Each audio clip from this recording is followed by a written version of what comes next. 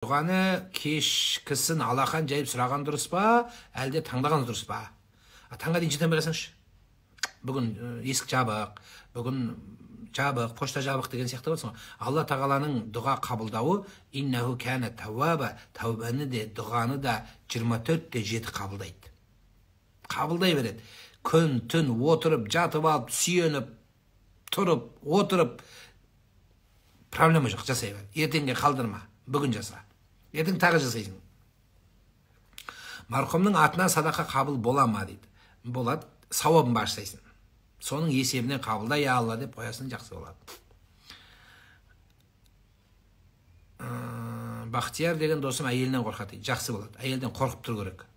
Әйелден қорқпағандар ақымақтық болады. Қорқу емес, сыйлау. Әйелді сыйлаңыздар. Пайғамбар саллаллаху алейхи вассалам сыйлаған. Құрметтеңіздер. Сен оған дос боламайсың. Сен сол бақтияр досыңның сасық носкиін жумайсың.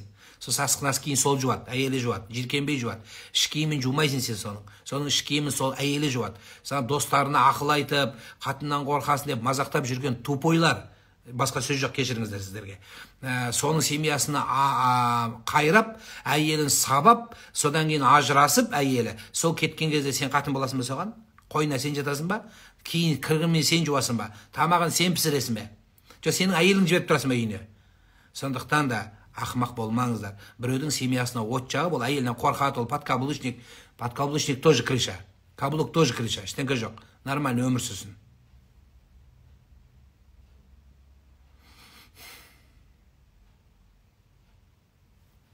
Бақытты болсын сол.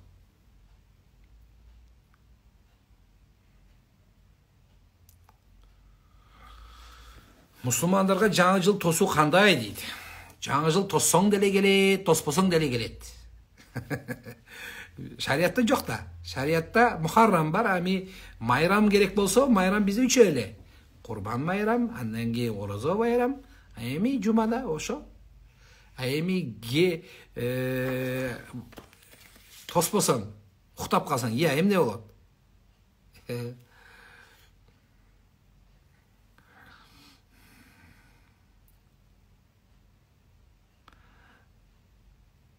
Охотада бисмиллах деп сойылмаса, это харам ба дейді.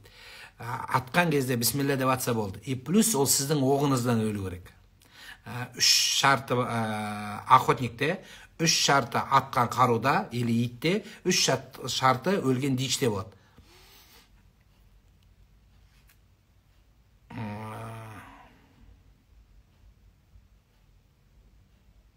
Семьясы бар адаммен сөйлессең, ол қатты күнәма дейді. Қатты болмаса сөйлесе берейін деп пең, бәтчетін шығарайын деп пең семьясын, ол жатып алып, әйелін жек көріп, сені ойлап, кібет сен атыңды жерде көріп алайыншы атыңды. Гүзеба дейді. Гүзеба деп. Анау қасындағысы баба-яга болады. Сен жақсы болып, сол нормально ма сонда? Қатты күнә емес қой, чуть-чуть изменять еттім, көп емес, чуть-чуть деген сияқты боласың да сен. Қатты пышақ тыққан жоқ мен, бір-ақ рет тықтым ғой, жай әшейін бүйтіп, былай тығып алдым да жібересің. Не сөз?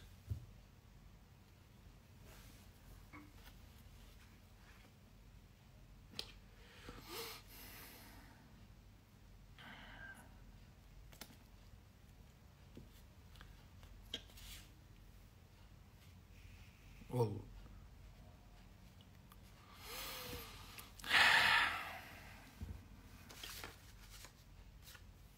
харам.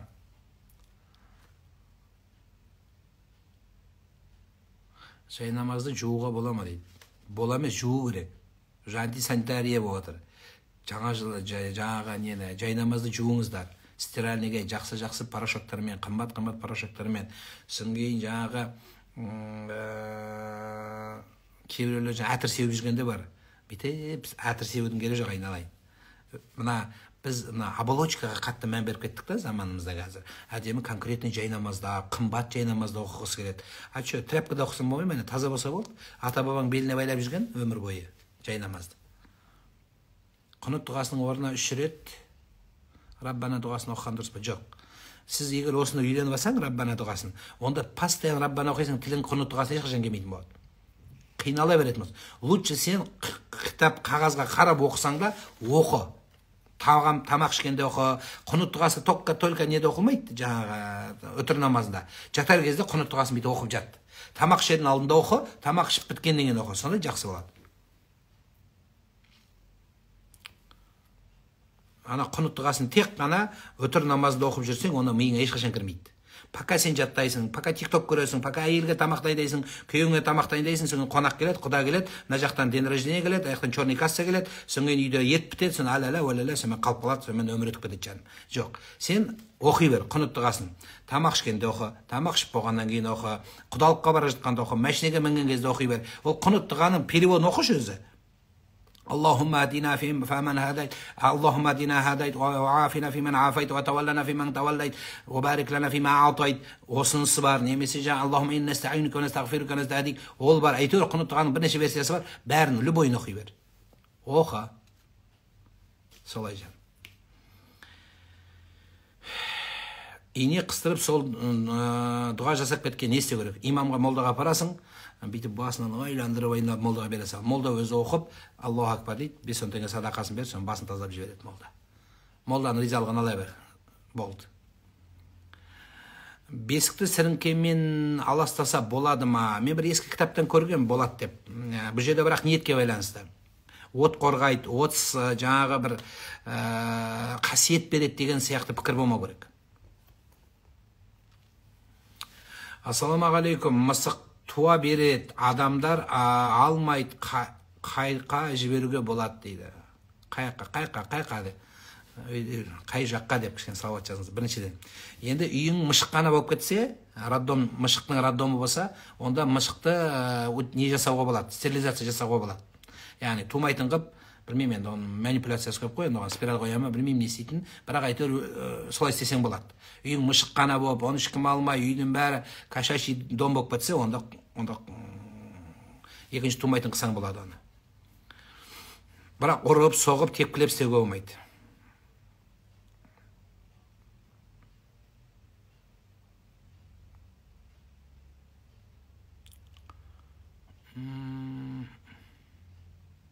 Әйел адамға жалғыз зират басына баруға бола ма дейді. Әйел адам құрметке лайықты. Әйел деген сөз құрметке лайықты деген сөз. Өз әйел араб тіліндегі сөзді әйел қызметкер, ұстайтын адам деген мағынаға келеді. Яғни әйел адам постоянно қасында біреу болу керек. Сапарда жүргені жұмсайтын адам болу керек. Қабір басына бомждар болады, алкаштар болады, қорқып қалуы мүмкін, аяғы ауыр жағдай соқтан үйде отыр. Үйде отыр жаным. Қаңтар айында соғым дейді, сойуға болмайды дейді, қаңтарылып қалады дейді. Қаңтарда қонаққа бармау керек, онда үйге қонаққа келмеңде деген сөз болады. Жоқ, соя бересіз. Намаз оқығың келеді, кішкентай балаң болса оқыған болмайды, қабыл болмайды дейді, дұрыс па? Кішкентай бала 40-нан сәби 40-нан шықпаған болса, онда оқи алмайсыз. 40-нан шыққан болса, онда оқисыз.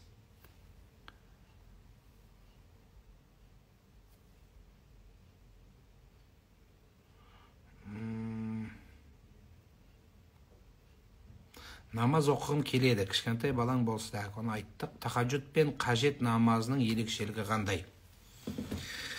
Тахаджуд сүннеттің төрі, сүннет намазының. Қажет намаз, бұл да нәпіл намазға жатады.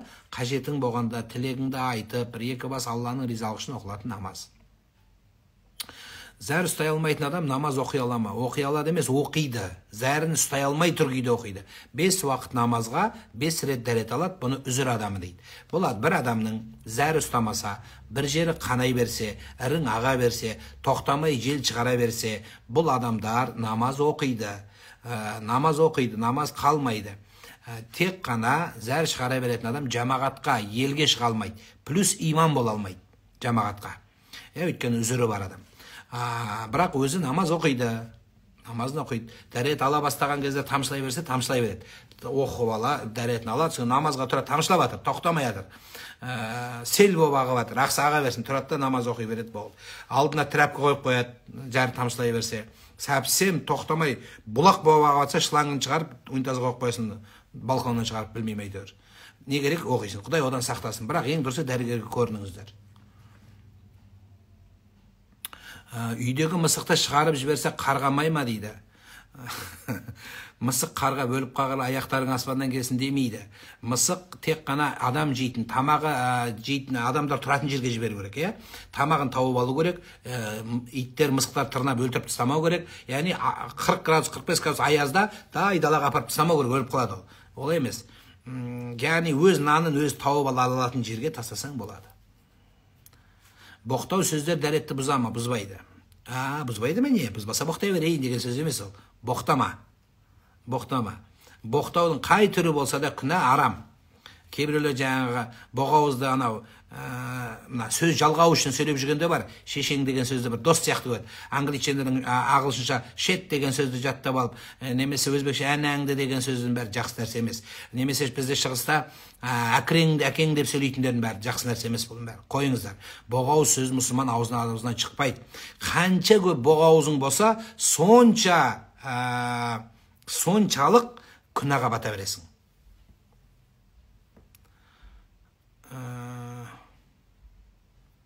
Нұрлан аға, сізге меркеден Ботабаева өлетін.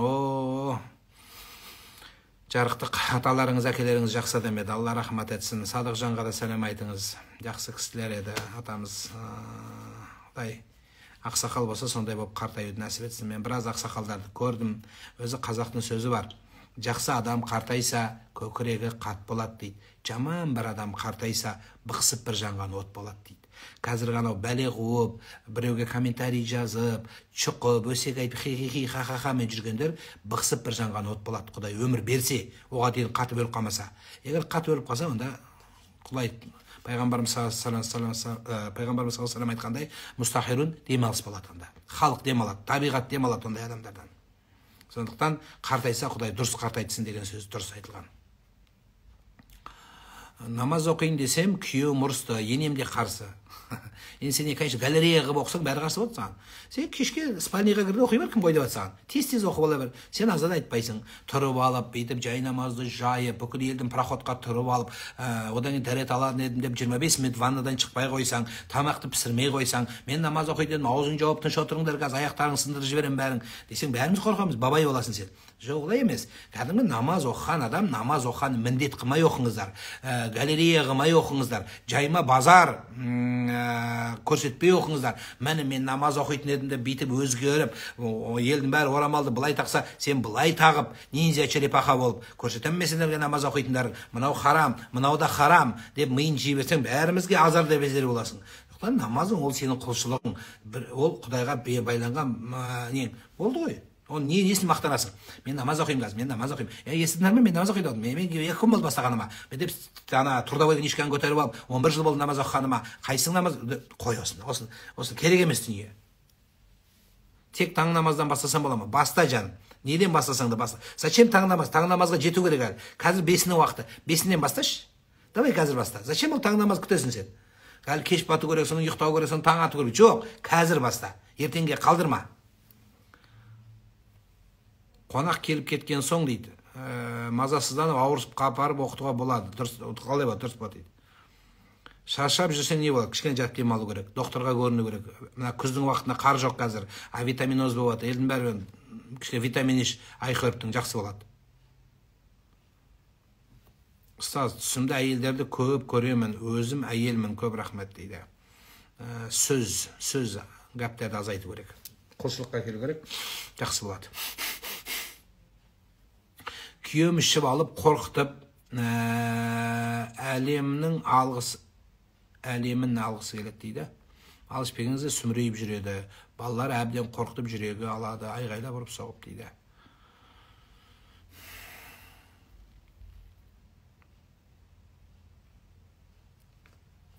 Менің намазға келуіме сіз себепшісіз дейді. Машалла. Алхамдулилля. Алла сені қандай жақсы көреді. Алла нәсіп етті саған, қараш. Алла нәсіп етпесе оқи алмайсың сен. Оқи алмайсың. Мен айтайын, менен зор айтсын, ешкімге. Алла сені жақсы көреді. Осы қазір тыңдап отырғаны сіздерді Алла жақсы көреді. Жақсы көргеннен кейін тыңдап отырсыз. Орнына әртістерді, звездаларды көріп, солардың өмірінен сілекейін ағы, бір бейіп отыра беретінен таң атып кеш барып, осыны тыңдағанның өзі Құдай сені жақсы көрген. Осы сөз арқылы жүрегіңе бір жақсы сөз кірсе, менің жүрегімнен шығып тұр, Аллах куә сөз, сенің сөзі сіздердің жүректеріңізден орын алсын. Машалла. Алла жақсы көреді сізді.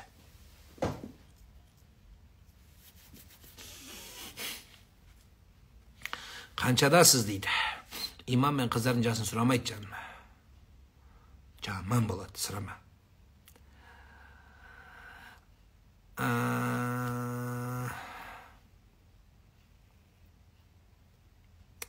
Аға, орамал тағу мәселесі ойымнан шығар емес. Бірақ бізді асыраушы күйім.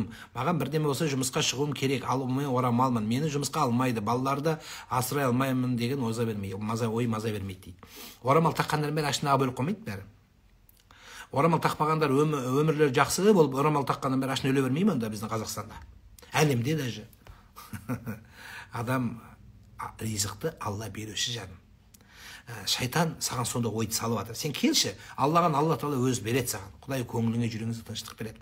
Жаңа ой маза бермегеннің өзі жүрегіңізде тыныштық жоқ деген сөз сіздің. Жұбайым оқып жүрген намаздың сөздерін жолын реттеп тексеріп ал дейді. Ұстаз, қанша айтсам да дұрыс мазхабымыз Абу Ханифа десем де, бәрібір тексеріп дұрыс айтады. Күйеуіңдікі дұрыс, 100% күйеуіңдікі дұрыс. Мешіттерге бар, бір емес 200-300 имамға барып көрсетіп, түзетіп алыңыз, солда дұрыс болады. Әйтпесе, жаңағы өз білгенмен оқи берген дұрыс емес. Ютубтан да дұрыс емес.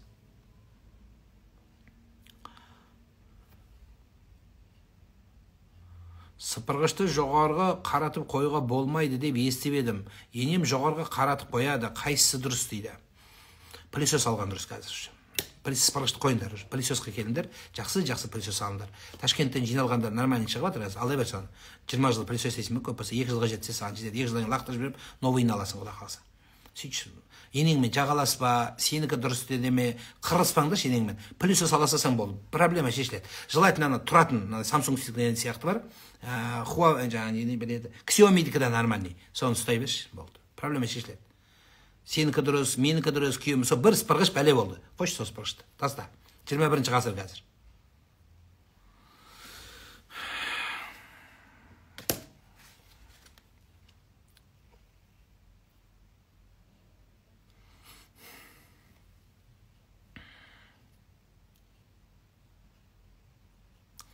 Түсімде ақ киімімді жоғалтып ала беремін, ол нені білдіреді екен дейді.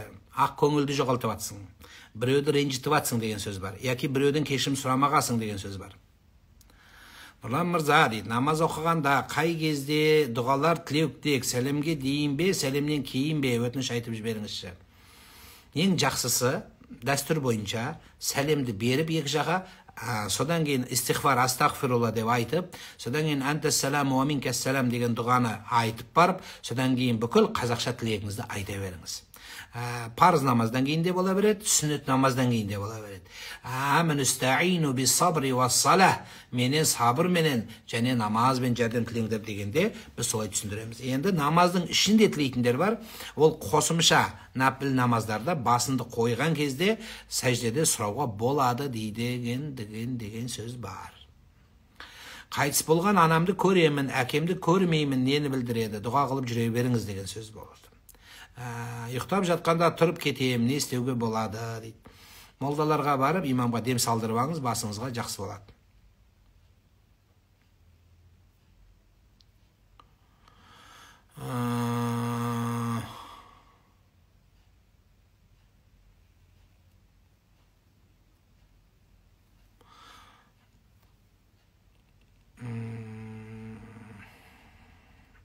Жұлдыз намазға сенуге харам дейді, харам.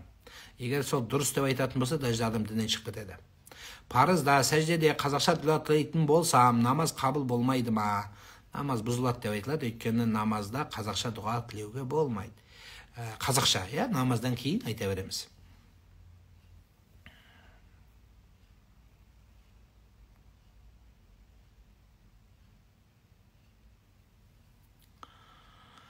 Хайыз кезінде салауат зікір айта берсем бола ма? Болады. Ассаламу алейкум, арақты қалай қойдырса болады? Өзі қоям деген адам қойдырса, мешітке апарып қоям деген ниеті болса. Қайын сіңілім қатты иіс шығады. Соған қалай жеткізем? Болады, салмақ жыным ұстайды дейді. Жуынып тұрасыз ма? Оны енді білмеймін енді. Қайын сіңліңе енді күйеуіңе айтасың енді, жайлап. Өзін айтқан дұрыс емес шығар. Енді қатты иісі прям ураган болып тұрса, мұрныңа беті пробка тығып ал. Болды, сонымен сөйтесің енді. Маска киіп жүр. Енді айтып ренжіп сөйтетін болса, ең жақсы сол. Намаздан соң Уақиға сүресін телефонға қарап оқыса болады ма? Болады. Уақиға сүресін не үшін оқып жатсың? Мәселе сода. Ана бір уағыздар тыңдап аласыздар да, Уақиға сүресін оқыған адам бай болады деп. Содан байып кетсең не істейсің? Оқымайсың ғой. Баймын ғой, зачем маған деп. Қазір ғана миллионерлер, Қазақстандағы байлар оқымайтын шығар. Неге? Баймын ғой, зачем маған керек не болды. Лакшми Миттал, мысалы, мұсылман болса, оқымай қойды ол. Не қалды ол? И так баймын ғой деп. Қарағандыдан айырап қалған болмаса, деген сияқты боламаса да. Ниет қалай өзі? Қалай байсам екен, қалай ақшаны көбірек жинасам екен. Байлық жиналса, одан да проблемалар көбейеді. Сондықтан байлығы жүрегінің тыныштығы. Қазір мен спокойно қарап отырсыз. Жұмыс істеп отырсыз, компьютер шығып отырсыз, бірінші сіз әйтеуір тамақ ішіп отырсың, шай ішіп отырсың, әйтеуір мен көріп отырсың. Тыныштық па жағдайың? Тыныштық айтшы. Осыдан артық байлық бар ма? Құлағы көрмейді, көрем десе аталар апалар айтады, көремеймін, құлағым бүйтіп, көзі ауырады, неде бір қарындасымыз бар, көзі немен брайль несімен тыңдайды екен, көзі көрмейді, бірақ естеймін дейді да, маған жазады, аудиомен тыңдап көрем. Сонда мысалы, сондай бақыт болса, бағында басың тұр, көзіңмен көріп тұрсың, естіп тұрсың, қандай бақыт? Рахмет айтатындай дүние ме осы? Байлық па сол? Біреу бір не оқыған ғой біреу. Бүйрек қазір черный рынокта $80 000 тұрады екен, жақсы бүйрек. Бауыр тоже бір $100 000 үсті. Өкпе тоже бәленбай $1000. Сөйтіп біреу бүйтіп қарап тұрып, миллионер екенмін ғой деп айтады дейді. Сен миллионерсің ғой. Уақиға сүресін оқып байып кеттің. Алла тағала байлықтың байлығы жүректің тыныштығы емес па? Бір имамнан сұрапты TikTokта. Күніне 100 000 теңге түсіретін дұғаны үйретші депті. Имам айтты ғой, мен жындым ба саған айтатын деп. Жындым ба депті саған. Білсем сол айтам ба саған деп. Өзім оқып отыра бермеймін, дұрыс айтты. Сол сияқты сондай дүние. Бір танысымыздың арасында шиеді, арасында намаз оқиды. Не айтуға болады ол кісіге дейді. Біз неге біреуге айтуға құмармыз? Айтшы. Біреуге айтып, біреуді шықып, біреуді бүйтіп, сен сол сұрақты өзіңе қоймайсың ба? Ол арақ ішіп жүріп оқып отыр. Сен вообще оқымай жатқан шығарсың. Қалай ол? Неге сіз біреуді айтуға құмармыз да? Так, сенікі дұрыс емес. Сенікі вообще дұрыс емес. Сонда менікі дұрыс па сонда? Сонда ғой сонда. Бола ма сол? Жоқ, давай біз өзіміз түзетейік. Ол қоя алмай жүрген шығар арақты. Біреу айтады, темекісін шегеді, бір арақ темекі шегеді, намаз оқиды дейді. Темекісін қоя алмай жатыр ол. Ол қоям десе қоя алмай жатыр. Ол 70